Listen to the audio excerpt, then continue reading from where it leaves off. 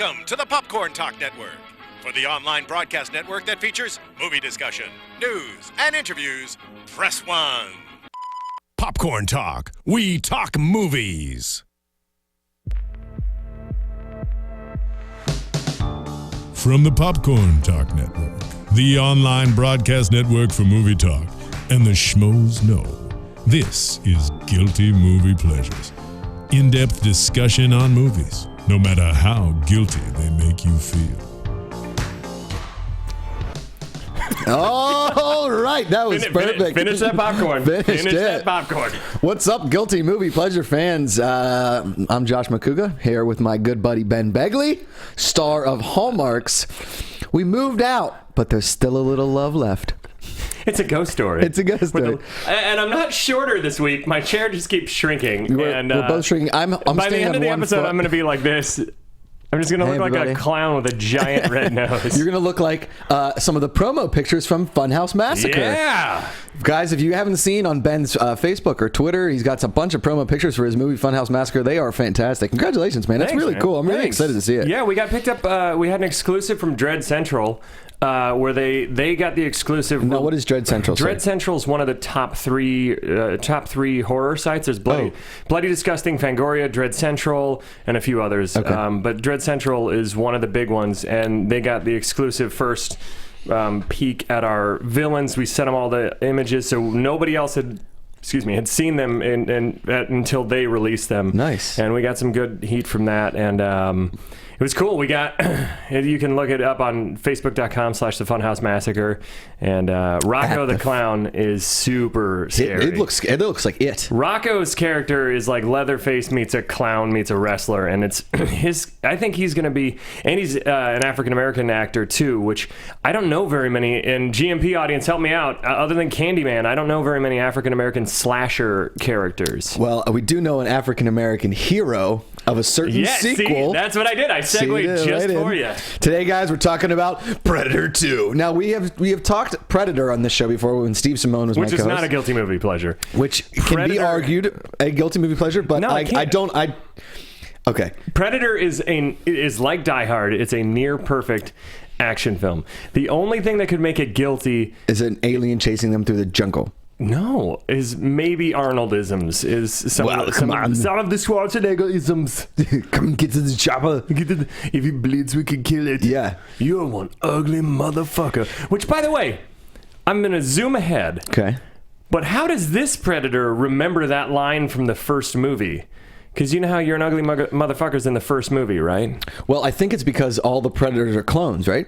Oh, or do they have a hive mind, like in Pacific Rim? Right. Like they all drift together? Yeah, that's one of those ones we have to do at some point. Do it. Yeah.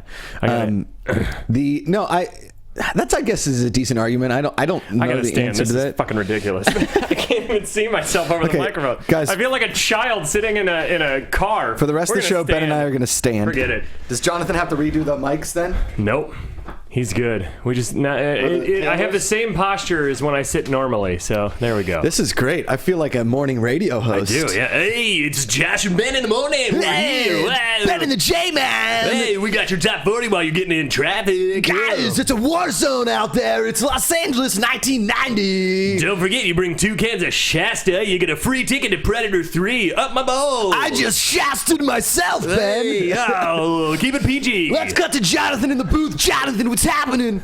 Yeah, man. Was that actually you making that noise? No, that's me from last week. Play it again. I forget what that word. It was like yeah. Play it again there. Play it. Yeah. What's so funny about that clip is that when I looked at Jonathan, he had a look on his face that matched that exactly. That yeah. No. Yeah. But yeah, we're talking Predator 2 today. We can argue regular Predator all we want, but and here's the thing is, I will defend Predator 2 to my grave because I love this movie. I like Predator 2. I like Predators. Yeah. The How one about with Alien Adrian vs. Brody. Predator? I didn't like Alien vs. Predator, but I liked Alien vs. Predator Requiem, the sequel. I didn't see either. We should do that. Okay. Because after Predator 2, I was done. Here's the thing: Alien vs. Predator 2 Requiem is the ultimate guilty movie pleasure. I feel very guilty liking that movie. It is terrible, but it is awesome. Okay. It's so bloody and over the top and just like. And one thing you will notice, and probably how they got Alien vs. Predator, is in the skull room on the ship at the end of Predator 2, there is an alien That blew my mind. skull. I don't remember that from when I first saw it, and that blew my mind. I was like, they set this up, and then they completely failed in the execution of it with 2 movies. I know. They had 2 attempts to make the best showdown in movie history between Alien versus Predator, and they fucked it up twice. Ripley versus Glover. Come on, right? That would have been awesome. That'd been Just cool. Freddy versus Jason, I'd love to do on this show because I actually think Freddy versus Jason is Never awesome. seen it. You know me, I don't really see horror movies. But that that one's more like just completely ridiculous. Oh yeah. I think you'd like Freddy versus... GMP audience, tweet at Josh Macuga if you want us to do Freddy versus Jason. And now, special treat next week, I believe. We gotta get some things down, but my mom and dad are going to be here. It's going to be awesome. And I don't have any activities planned per se, so I'm going to bring them to Guilty Movie Pleasures. I have an audition in the morning. I have Guilty Movie Pleasures, and then they're shooting an episode of Between the Sheets that night. Really? Yeah. Now, what are your... I know we're getting sidetracked here, even though we're talking about Predator 2, but... My dad and I love Predator 2.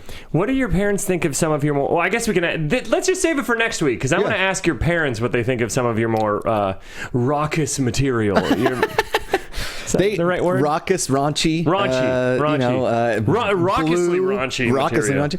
My mom and dad, we can ask them next week. That's a little teaser there for you guys. John and Deb Macuga will be in studio. My mom's name is Deb. Yeah, we know. That's crazy. When I met your mom. Yeah. You met my mom at my wedding. Which your gift is on the way. Speaking of a great wedding gift, Ben. Hey, there we go. Transition. We've got Casper mattresses here. They're one of the sponsors of the show. Guys, this is an online retailer for premium mattresses. Mattresses can often cost well over $1,500. I know that because I bought one a few years back and it was expensive. It's a ripoff. Right? And there's nothing worse than an awful night's sleep, right? But at Casper, their stuff is unbelievable. You can buy a Casper mattress completely risk-free, offers free delivery, and returns within a 100-day period. It's that simple. Statistically, lying on a bed for 4 minutes in a showroom has no correlation whether it's the right bed for you. That's why Casper has turned the buying process into a risk-free experience. It's basically taking a mattress, you order it, and this just gives you a little test drive. It's like You can test drive a mattress? Test drive a mattress. That's Send crazy. it right back. They'll pick it right back up. If you don't like your Casper mattress, you can send it right back. It's not like if you make Predator 2 and you don't like it, you can't take the footage back. You can't take it back. Wait, is it? And I thought I read something about memory foam on there. Is that true? No, that's a different company. No. It said something on there about like that the mattresses are made out of like something fancy. Casper mattress is one of a kind, a new hybrid mattress that combines premium latex foam with memory foam. Told you. I read it. I read the copy. I knew that. We're just playing a little improv game here, panicked for a second. You were like, "Oh shit!" He just during the copy portion, he just brought up another company. Now I got to tell you, Danny Glover, huge Casper mattress fan. Huge Casper fan. And if you guys didn't know this, on the ship at the end of Predator 2, they were all on Casper mattresses. They were. They all went on. And that's here's how what they happened get their when they night's sleep landed. to go hunting. When they landed, they ordered the Casper mattresses, tested it out for 97 days, and then right before they left, they sent them all back. That's because the Predators are a bunch of assholes. Exactly, they're cheap. Because they liked the mattresses, they just didn't want to pay for them. Exactly. Don't be like the Predators, guys. Don't be a predator. Get your Casper mattress. Don't be a predator. Don't do it. Our audience gets $50 discount towards the mattress by purchasing. Go to Casper.com/guilty. Casper.com/guilty. CASPER.com/guilty. And $50 towards a purchase of a new mattress. Buy your lady something nice. Get your sleep on, guys. Get your sleep on. Here's the thing. It's $50 off something that's already way discounted. Yes, exactly. It's double the discount. And if you guys have an amazing night's sleep, that's triple the discount right there, my friend. No more insomnia. You know what I'm not discounting? Predator 2. Now, oh, man. Let's get into it because we got a short show today. Yeah, we do have a short show. Macuga has to go. I do have an audition. Oh, you have an audition. A little bit later. What's the audition for? Are you allowed to say? Yeah, it's a commercial. Yeah. You're excited about it. I'm super pumped. Just another commercial audition. Like I said, a lot of people like, I hate Predator 2. I hate Predator 2. Now, there are a lot of guilty moments in this movie, but this movie is awesome. And it has, sorry to step on you there, it has the ultimate prerequisite for a guilty movie pleasures of the 80s and 90s. What's that? Gary Busey. Oh, yeah. And Gary Busey playing a straight-laced character, which was fucking weird. God damn it! To watch Gary Busey be reined in, because I did a movie not too long ago called Confessions of a Womanizer, where he played one of the leads in it, and I didn't work with him, but I was there at the table read. He is batshit. Yeah. Like, he was... At one point, he was like... How have I never seen this movie? We'll talk about it later. Okay. I'm in one scene, and this guy comes in for an STD check, and I look at it, and it's so disgusting, I throw up all over the floor. It's pretty gross. Yikes. But I mean, it has some funny parts. Okay. And the guy that directed it is awesome. It's a funny movie. Anyways, I'm getting off track. Gary Busey's insane. This whole show should just be called Guilty Movie Off Track. Yeah, Guilty Movie Off Track. But so the thing is, Gary Busey's insane. That was my Max Headroom.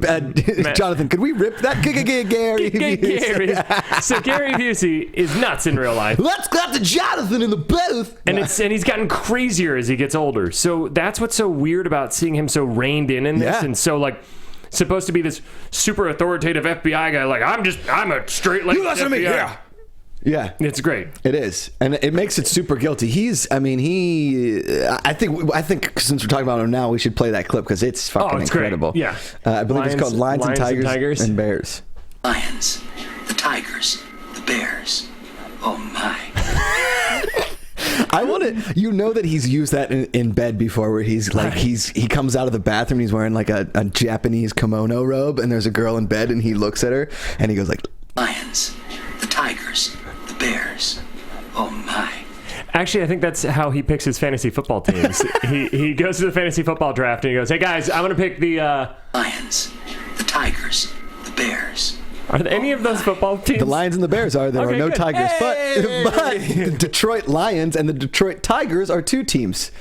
Tigers are baseball, Lions are football. There you go. Guys, teaching Ben Begley about sports is Not entertaining. Easy. Not easy. Okay, I think that we should do the plot in under 2 minutes? 2? In 4, 3, 2, 1... Begley. First 10 minutes, insane drug cartel, Colombian just shootout with the cops. Cops don't know what to do at all until Danny Glover shows up, and his brilliant idea is to put 2 bulletproof vests in the window and drive his car straight at them where they can't hit him for some reason. He hangs out the He side opens his door. trunk, and he's like, not too big enough, not big enough. And then he pulls out just a hand cannon from the top. Okay, good. Anyways, so then he finally shoots a few of them. Or no, he runs up behind him and he goes, hey, assholes! Because the best way to surprise Colombian drug lords is to yell that you're behind them first when they have machine guns.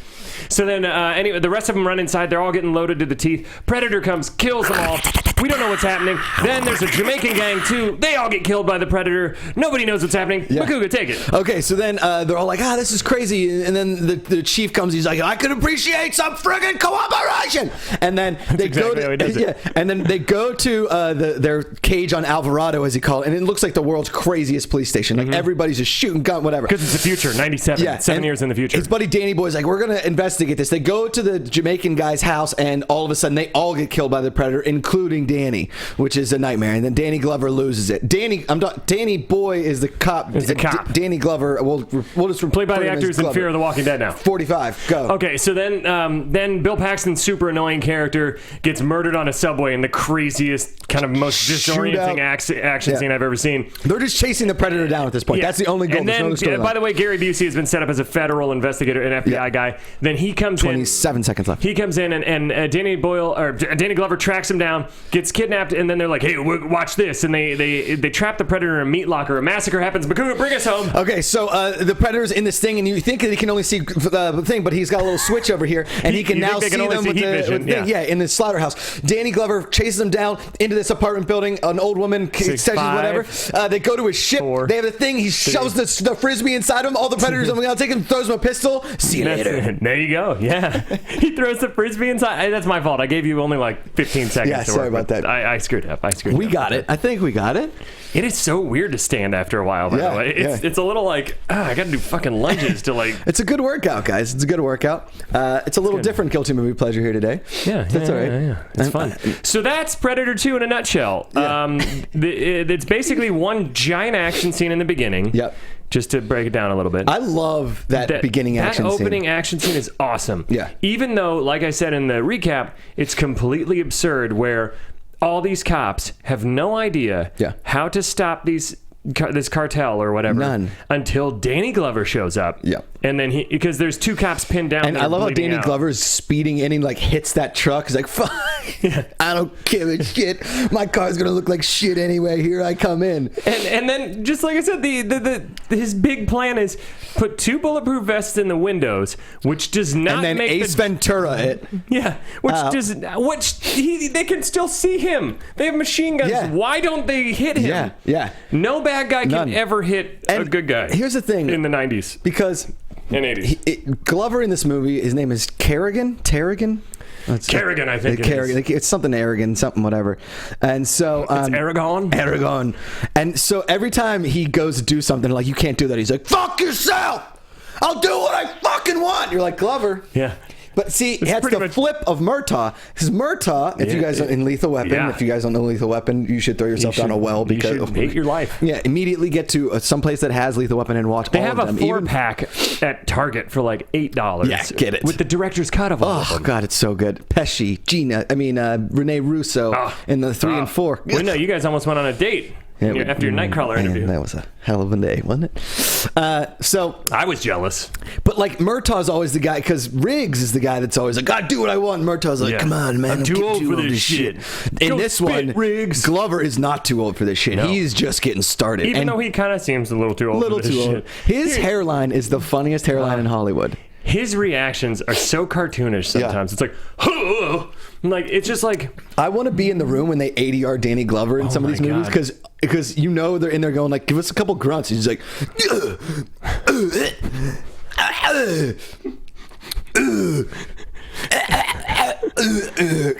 Not to be confused with your sex sounds. Yes. Like he just or MacGruber's sex sound. But Glover, I'm telling you. You noticed that too, where it felt like almost 70% of his lines were ADR, right? Yeah, definitely. And 99% of Bill Paxton's lines were ADR. Oh my God! In fact, I just think that this entire movie was shot like a silent film, and then later they were like, "Oh fuck, we forgot to record the there sound." Are points when they like cut and they cut back, and you can see a delay in speaking, or just the lips are a little bit off. I thought it was the Blu-ray or something, and I was like, "Nope. This is just shitty audio mixing." It's awful. But Bill. See, here's the thing about Predator 2, and I think what makes it a guilty movie pleasure is that each character is a giant caricature of one of the sassy Latino cop. Yeah, who speaks in Spanish. And you're like, what? What was that? That was me. Was that a Latino accent? I was kind of like a female raspy voice, Scarface. Why do you sound like a British Borat? Mixed with Jason Statham. I'm trying to work on my impressions. Yeah, it was so weird. That impression made me so uncomfortable. I didn't know what's happening. I mean, at least it wasn't Kermit the Frog. It's a Latino woman. It's a cop. I wish that your stand-up act was all you doing impressions. Can you please write a 10-minute act where it's just you doing impressions? I think my one-man show, the worst thing you can ever ask somebody to come to is a one-man show. Like, hey, I wrote a one-man show. It's about the struggle between... 70 minutes long. It's about me as an actor and my struggles. It's tough. Oh, fuck my life. But mine's just bad impressions. My struggle as an impressionist comedian, and I don't mean like impressionist like the movement of painting in art. I mean like, come on, it's me, I'm doing impressions guy. It's just a morphing of impressions all the way through. Jonathan is in the booth. He hasn't picked his head up yet because he's so embarrassed for the both of us. Look at him. He's the best. Oh, shit. Do you ever cut to yourself in the booth? You should cut to yourself in the booth. Do you have a camera back there? Yeah, look at him. There you go. There you go. Yeah, handsome guy from Tennessee. We were talking about the cliches. And yes. One of my favorite quotes was you quoted it in the recap. Yeah. Which was, where is it? Which one is it? Every action movie ever. Every action movie ever in the 80s and 90s and even some today has a chief of police who says something almost exactly like this to the renegade cop. Can we please play S, Jonathan? Every action movie ever? You let me down, Mike. You're making me look bad. I thought we had an understanding. I put my ass on the line to get you here. And all I expect is a little cooperation! Why does he yell that? Now, you were told that this was a federal matter. Yet you disobeyed a direct order to stay out of the building. Why is it always... And that guy is one of the FBI agents in I know, I couldn't remember. Die Hard. Die Hard, that's right. Yep. Here's the thing. Every action movie ever has that exact moment where the chief of police put his ass on the line to get this cop where he is, which is just a random bit of exposition to raise the stakes. Yep. And there's always either a DEA, FBI, internal affairs, somebody who's like, hey, this is their matter. You don't need to get in the way. Yeah. And always. And we speak like this, and we tent our teeth, and then we explode! And then just one word we get really upset about. That was such I expect a little cooperation. I mean, it just seems like he got bit by a bug during, literally, like a dog bit his ass during, and he's like, oh, shit. Cops are getting killed all around him, right? Everywhere he goes, just cops, right? They're getting shot at by these crazy Colombians, and supposedly there's Jamaican guys, whatever. Glover comes in there. Me of the gang in Bad Boys 2 as well. Yeah, the definitely. Super The racist Haitian gang where it's like, you cannot be here. The devil is not here. Oh my God. That's what this was too. This was totally just like Bad Boys 2, stereotypes. Predator 2. Yeah, Bad Boys 2 clearly stole from Predator 2. Obviously. So, but can we play the clip one more time? God, Every action movie ever? I gotta stretch. You let me down, Mike. You're making me look bad. Thought we had an understanding. I put my ass on the line to get you here. And all I expect is a little cooperation! Now, you were told that this was a federal matter. Because he told it was a federal matter. To stay out of the building. But here's the thing is, Glover came in like a bat out of hell, Meatloaf's 2 best albums. Yeah.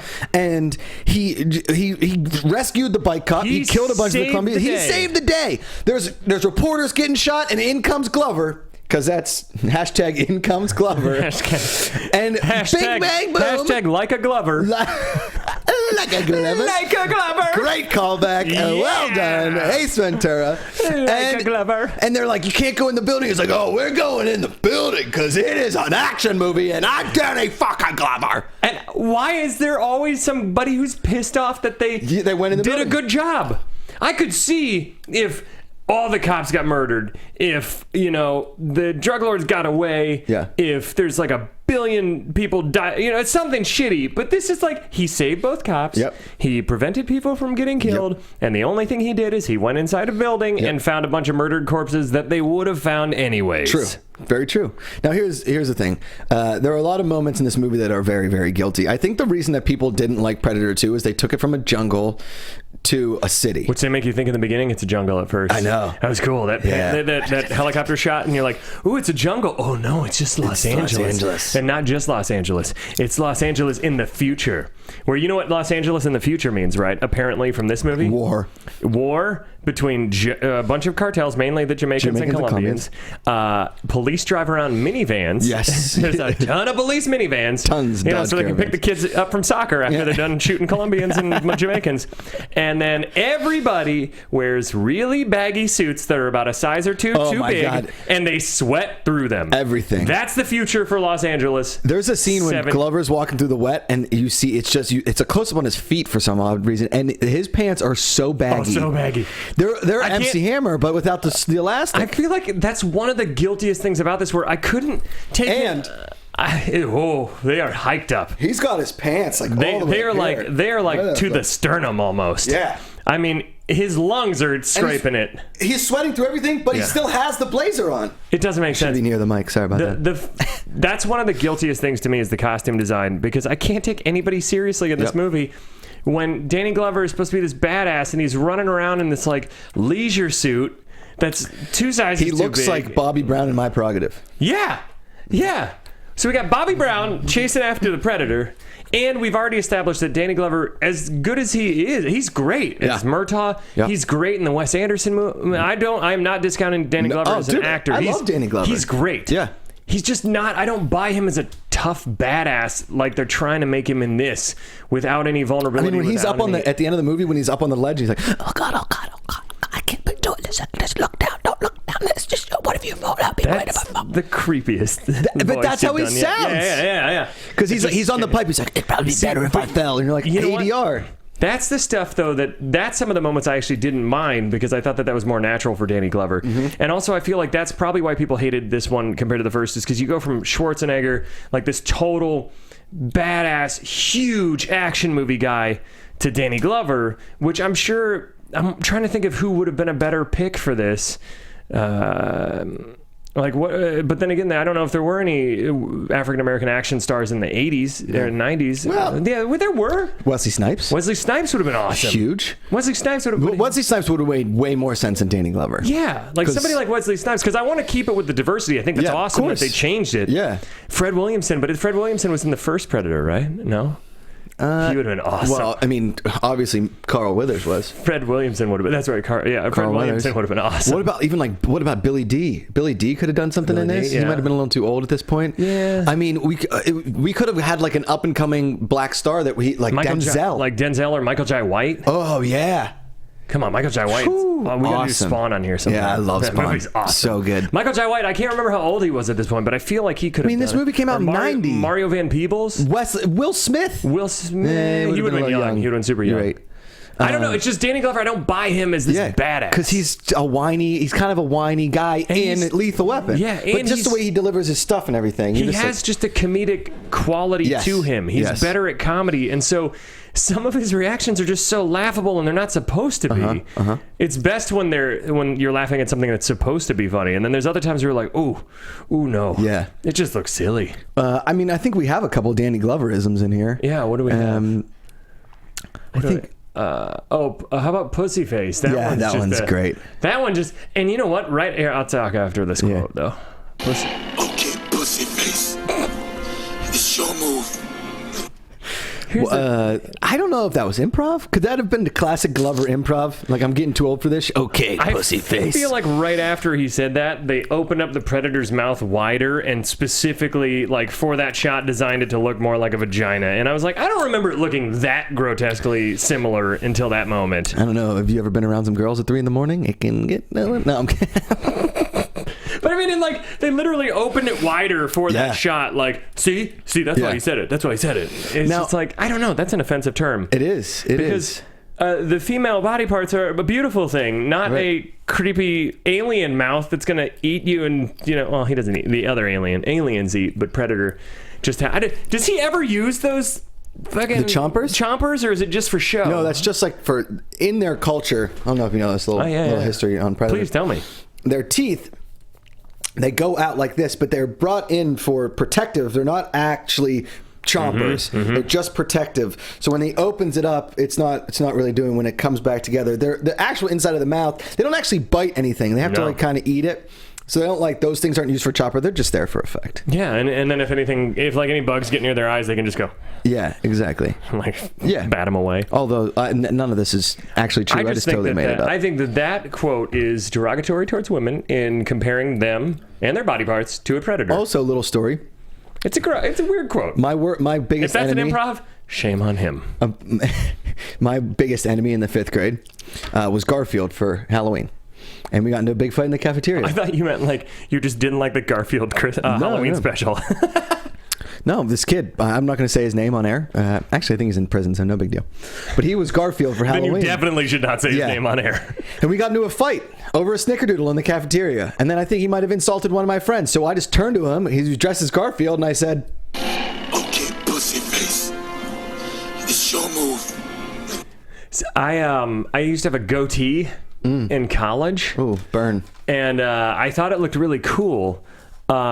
Some people would call me Snatch Face though, and other versions of it. And one time I just got really upset about it, and I was like, "Hey, why would you call me that? But I'm not really good at fighting." So I didn't push or anything. And then when the guy pushed me, I just stood there and stared at him blankly. And then he said, "Okay, Pussyface, it's your move." That was a bad one. Yeah, that wasn't the best. Let me one up you. Let me one up you on worstness. Please do. My first house that we lived in, we had a couple pussy willow trees in the backyard, and one day I decided to just dress myself up. I wrapped myself in pussy willow branches and all kinds of pussy willow, and I went up to my brother and I tried to fight him, and he grabbed me by the throat and he screamed right into my eyeballs. Okay, Pussyface, it's your move. Because you had pussy willow. Yeah, on your face. exactly. Yeah. Oh God! I also. You're gonna keep going with this? Yeah. Oh, fuck it. My favorite James Bond movie is definitely Octopussy. Yeah. Obviously, and Pussy Galore is a family friend. She used to come to dinner parties and all that kind of stuff. Yeah. And she used to hit on my dad, and my mom, she didn't appreciate that. And so one day my mom threw a glass of Chardonnay at her and just screamed at her as she was gonna just woman punch her right in the face. She said, "Okay, pussy face. It's your move." Yeah. You know, there's a deleted scene from The Dark Knight Rises.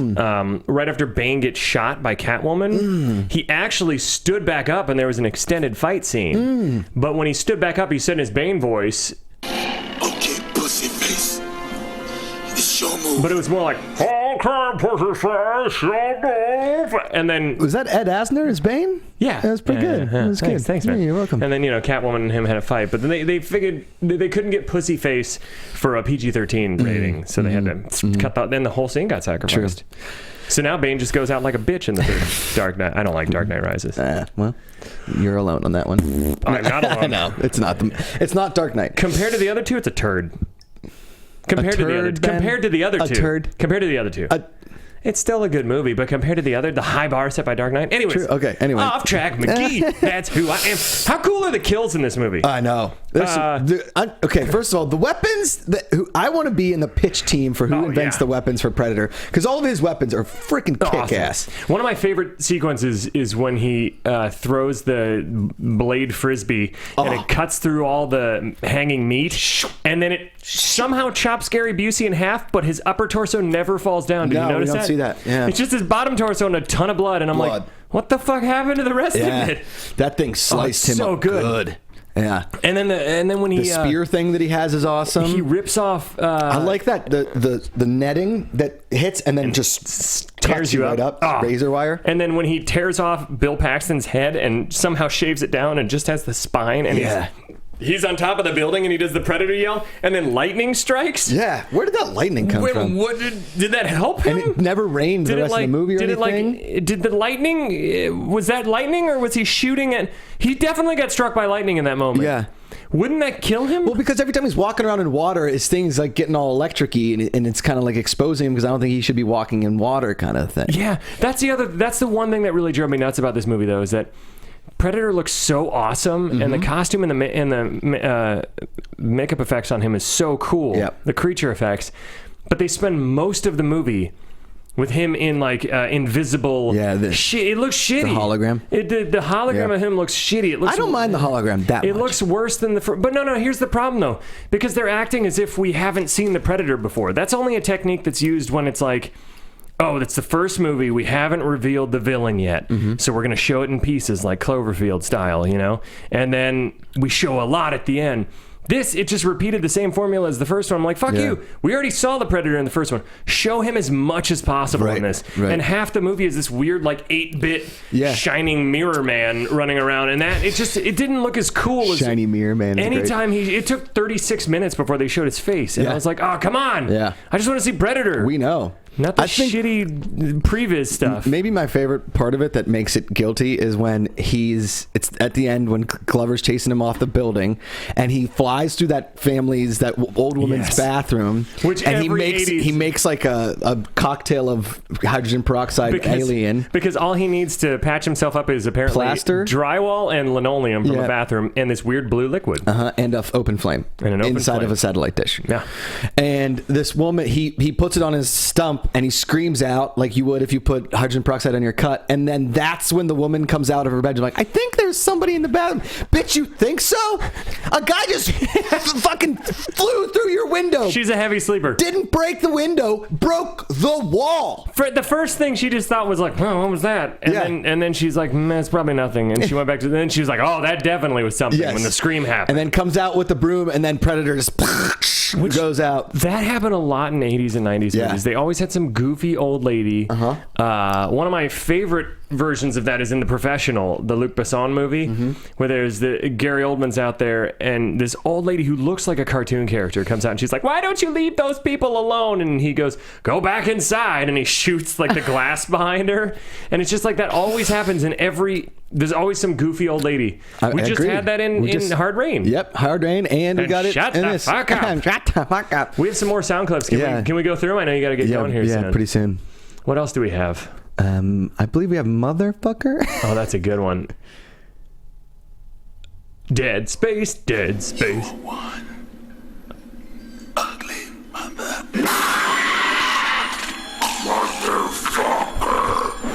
Here's the thing. That's another guilty moment for me. Yeah. This has happened twice. This is the second time this happened. First time, Danny Glover shoots him a bunch of times, and Predator's still alive. Yeah. This is the time.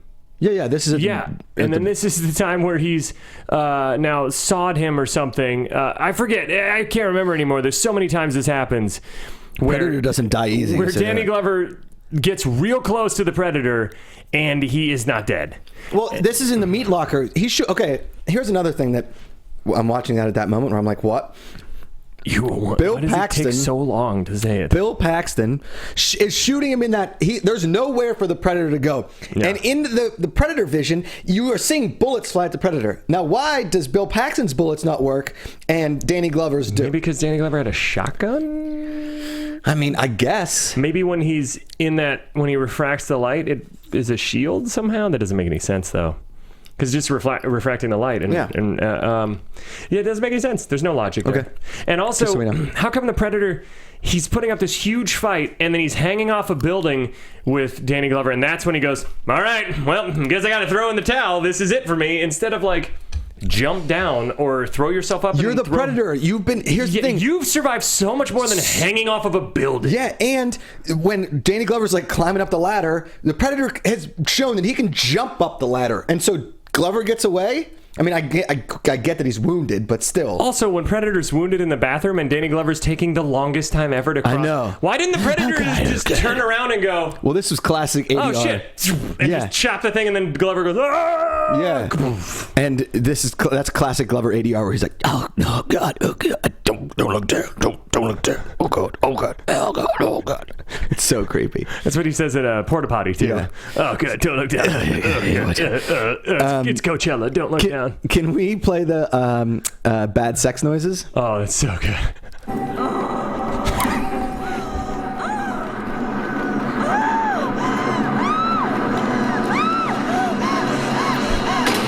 Oh my God! Now, if I was having sex with a girl and she was screaming like that, I would tell her to stop, and then probably leave. I would be like, "Oh my God, are you okay? Yeah. What's happening? Are you having an asthma attack?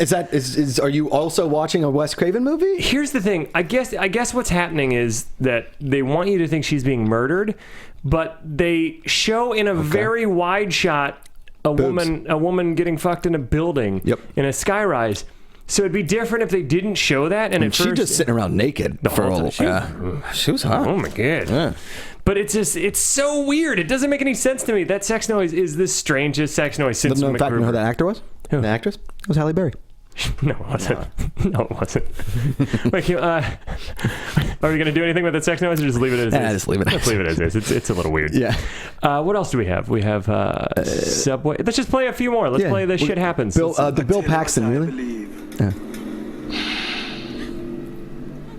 Shit happens. I don't know why his voice echoes on Shit Happens. Shit happens. I tell you what I believe. I have a magical echoing voice when I want to emphasize points. I love how the Jamaican cartel is so cartoonishly into pot. Oof. And that car is just billowing weed.